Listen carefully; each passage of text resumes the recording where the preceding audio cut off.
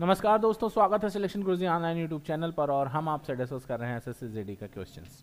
वे questions जो exam में आए हैं, अभी जो पेपर चल रहे हैं डिफरेंट शिफ्ट्स में, उसमें आए हुए क्वेश्चंस हैं। उन क्वेश्चन को फिल्टर करके हम आपके साथ डिस्कस कर रहे हैं, ताकि आप जब परीक्षा देने बैठे तो इसी पैटर्न्स के क्वेश्चन एग्जाम में आ रहे हैं, आप ऐसे पैटर्न्स के क्वेश्चंस के फॉर्मूले और उस तरह के सवालों को रिवीजन के साथ बैठेंगे तो आप आराम से कंफर्टेबल होकर क्वेश्चंस कर पाएंगे। स्टार्ट करते हैं आज का सेशन। पहला क्वेश्चन है कि एक बेलन का आयतन क्या है यदि बेलन की त्रिज्या 10 सेमी, ऊंचाई 20 सेमी और पाई का वैल्यू ऑलरेडी दे रखा है 3.14, क्वेश्चन के साथ दिया हुआ है। ठीक है दोस्तों, तो देखते हैं क्या मामला है इसमें। इस क्वेश्चन को आप ऐसे सॉल्व करोगे। देखो, आयतन V is equal to pi r square h. Pi को रख लेना है 3.14, आर की वैल्यू आपको 10 पता है, त्रिज्या 10 है तो स्क्वायर कर लेंगे 100 हो जाएगा, और ऊंचाई 20 है। तो अब आप ये दो अंक दशमलव खत्म हो जाएगा, एक जीरो बढ़ा लोगे और 314 का डबल हो जाएगा 628, यानी 6228 सेंटीमीटर क्यूब। ये आपका पहला ऑप्शन हो जाएगा।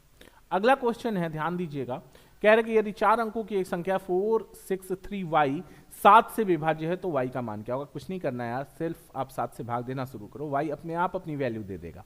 कैसे दे देगा, ऐसे सवालों को देखने की कोशिश करिए कि 4 6 कुछ टेक्निकल नहीं है, 7 से भाग दो, 7 छाक 42, 4 7 छाक 42, 1 आया और y आया। अब एक के साथ एक दो अंक की संख्या एक के साथ शुरू होगी 11 से लेके 19 तक। y का क्या वैल्यू रखें कि वो 7 से कट जाए, तो 7 1 का 7, 7 दूनी 14 और 7 त्रिक 21 पार हो गया, यानी y की वैल्यू कितनी हो जाएगी 4। तभी ये 7 से विभाज्य है, यानी y का वैल्यू 4 हो गया। क्लियर है कहानी। अगला क्वेश्चन कह रहे हैं कि 6 आदमी प्रतिदिन 10 घंटा काम करते हुए एक दीवार का निर्माण कुछ निश्चित दिनों में कर सकते हैं। 12 आदमी प्रतिदिन कितने घंटे कार्य करके समान दिनों में उसी दीवार का निर्माण कर सकते हैं। ध्यान से समझिएगा। 6 आदमी 10 घंटा काम करते हैं, कह रहे हैं कि 12 आदमी उसी दीवार को कितने घंटे काम करेंगे। तो 6 दूनी 12 और 2 बचे 10, 5 घंटे में करना पड़ेगा काम। क्लियर है। अगला सवाल कह रहे हैं कि 2 की पावर x प्लस 3 की power y is equal to 17 और 2 की पावर x प्लस 2 minus 3 power y plus 1 is equal to 5। Question देख के आप घबरा जाएंगे, लेकिन आपको घबराने की जरूरत नहीं है, क्योंकि इसका आंसर आपको लगाना ही नहीं है। इस क्वेश्चन को आपको सॉल्व ही नहीं करना है। क्या मजेदार बात है कि क्वेश्चन को सॉल्व नहीं करना है, सीधा ऑप्शन उठाना है और रखते चले जाना है। देखो, यहां पे 17 लाना है, 2 की पावर 1 2 और 3 की पावर 3 27, 27 से 28 हो जाएगा, ये ऑप्शन नहीं होगा। 3 की power 3 x is equal to 3 y is equal to 3, 2 की पावर 3 8 और 3 की पावर 27, ये भी नहीं होगा। तीसरा है x की पावर 3 y की पावर 2, तो x इज इक्वल टू 3 है, sorry x is equal to 3, तो 2 की पावर 3 8 और 3 की पावर 2 9, ये 17। ये पहले इसको संतुष्ट कर रहा है, यानी इस ऑप्शन पे हम कंसीडर कर सकते हैं। अब दूसरा वाला देख लें कि 2 की पावर 3 प्लस 2 माइनस 3 की पावर 2 प्लस 1, यानी 2 की पावर 5 माइनस 3 की पावर 3, यानी 32 माइनस 27, ये बराबर होगा 5 के, यानी ये ऑप्शन आपका सही है। तीसरा ऑप्शन करेक्ट है, आगे चेक नहीं करना। अगला क्वेश्चन है कि 60 रुपए प्रति किलोग्राम मूल्य वाले कितने किग्रा चावल को 42 रुपए प्रति किलोग्राम मूल्य वाले 24 किग्रा चावल के साथ मिलाया जाना चाहिए, ताकि मिश्रण को 56 रुपए प्रति किग्रा की दर से बेचने पर 12% का लाभ हो सके। 56 रुपए प्रति किग्रा की दर से बेचने पर 12% का लाभ हो सके। ध्यान से समझिएगा।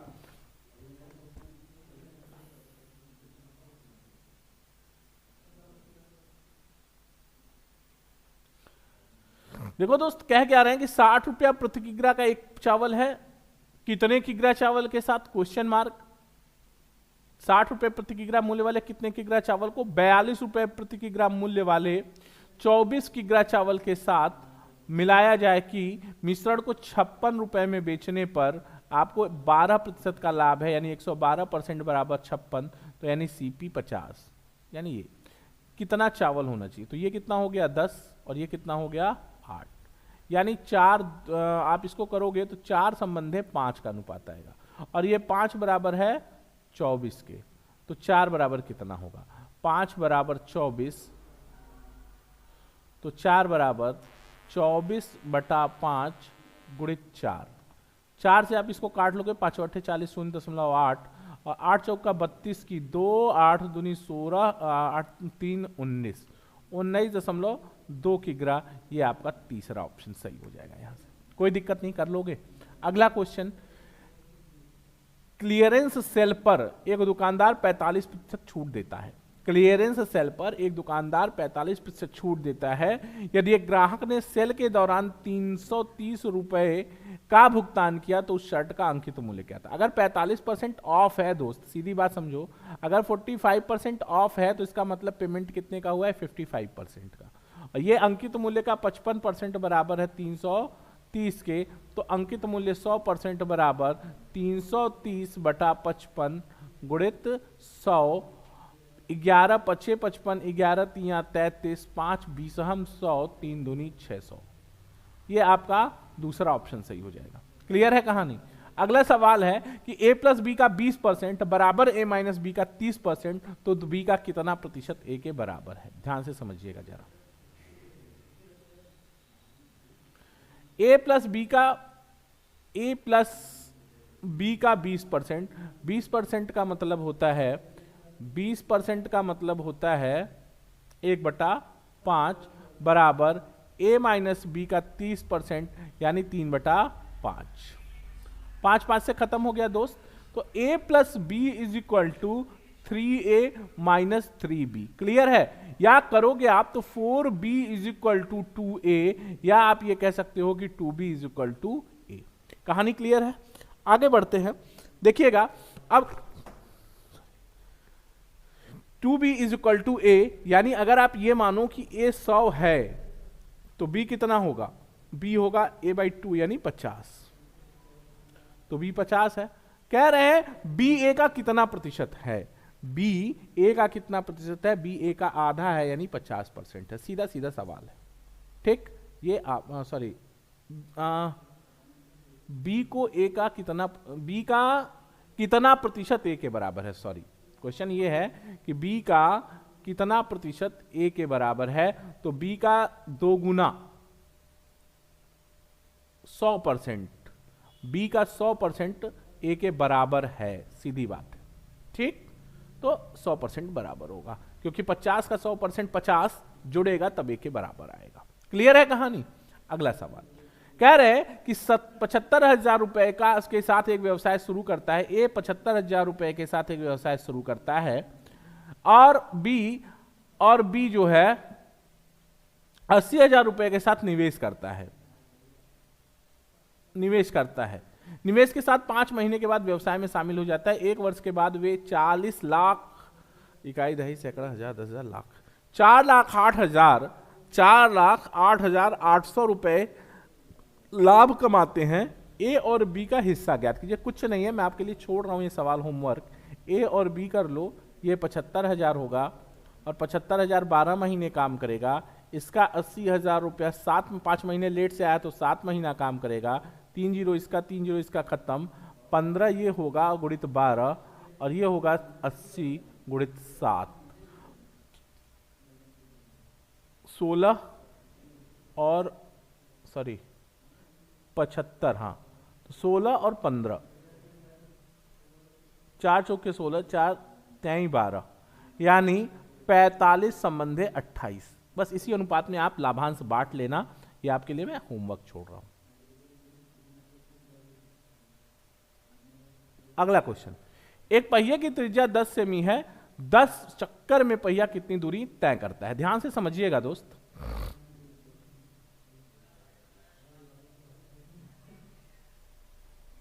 दूरी बराबर 2πr इंटू 10, तो 2 गुणित 22/7 अगुणित r 14 गुणित 10,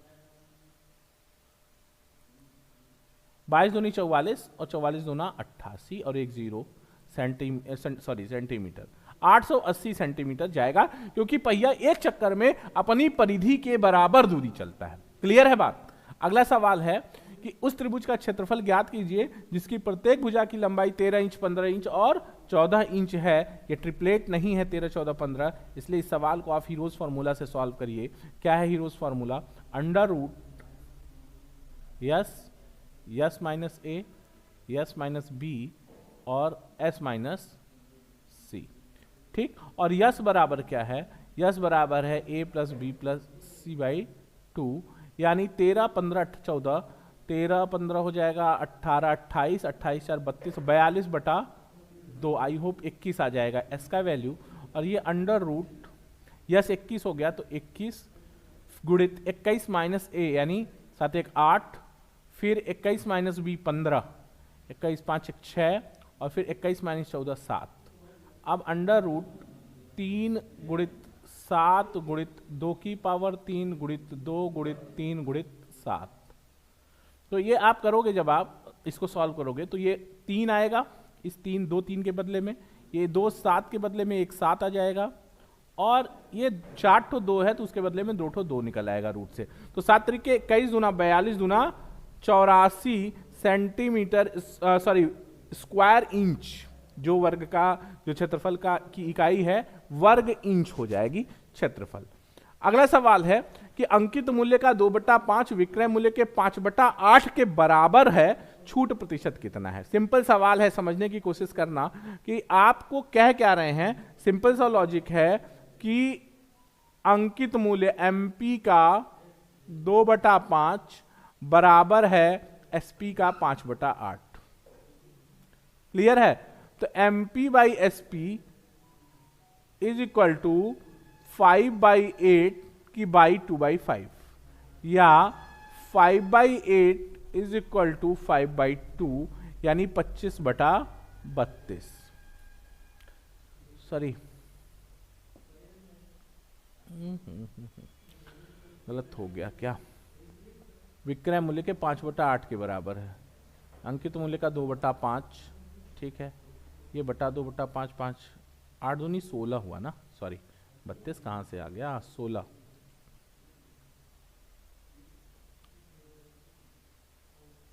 ये 16 हो गया, यानी 16 रुपए का सामान और 25 रुपए के अंकित मूल्य का सामान 16 रुपए में बेचा गया, यानी 9 रुपए क्या हो गई? छूट हो गई।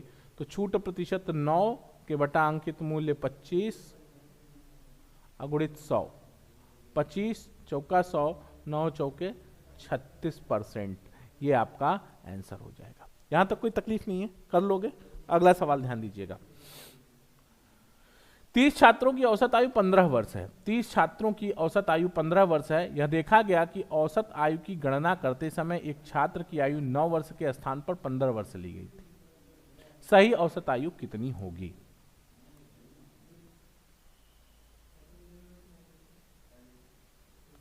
ठीक है, ध्यान से समझिए। कह रहे हैं कि 9 वर्ष के स्थान पर 15 वर्ष ली गई। अब बात समझो कि ये औसत होता क्या है? योग बटा संख्या। 30 छात्रों की आयु को जोड़कर 30 से भाग दिया गया होगा, तब औसत 15 आया होगा। लेकिन गलती से जोड़ते समय 9 को 15 जोड़ लिया गया, यानी 6 ज्यादा जोड़ लिया गया।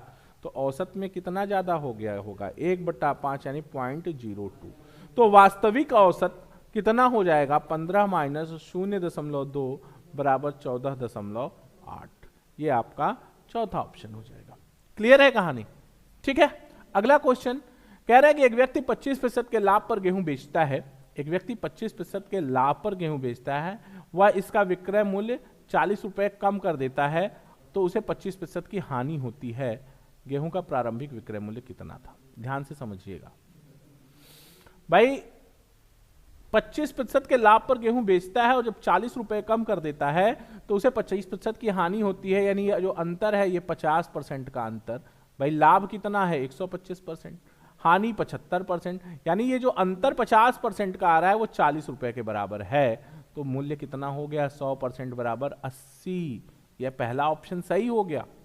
ठीक है, अगला question, P/Q is equal to R/S is equal to T/U is equal to 2/5। तो 4P + 3R + 70 ratio 4Q + 3S + 7U का मान क्या होगा? सवाल समझिएगा, बहुत बहुत सिंपल सवाल है। कैसे करना है इसको देखते हैं। अगर आप ऐसे सवालों को एक बार सॉल्व किए रहेंगे तो एग्जाम में आप इन सब क्वेश्चन से फेमिलियर रहेंगे, और P by Q is equal to R by S is equal to T by U is equal to 2/5। Clear है कहानी? इसका मतलब ये है कि P is equal to R is equal to T is equal to 2 और Q is equal to S is equal to U is equal to 5। अब क्या मामला है? 4P plus 3R plus 70 ratio 4Q plus 3S plus 7U is equal to क्या होगा? तो P की value, R की वैल्यू और T की वैल्यू 2 हो गई, तो यहां पे 2 से गुणा कर देना है तो 8, 6 और 14, यहां पे 5 से गुणा कर देना है 20, 15, 35, और ये हो जाएगा 14, 26, 8, 28 संबंधे 35 और 50, 20, 70, 7 से काट दोगे, 14 से काट दोगे, 14 दूनी 28 और 14 पचे 70, 2 संबंधे 5। एसएससी जीडी के आज के सेशन में इतना ही। कल फिर मुलाकात होगी कुछ और पेपर्स के क्वेश्चंस के साथ। देखते रहिए सिलेक्शन गुरुजी ऑनलाइन, जबरदस्त तैयारी करिए और इस बार क्रैक करिए एसएससी जीडी। देखते रहिए सिलेक्शन गुरुजी ऑनलाइन। जय हिंद, जय भारत।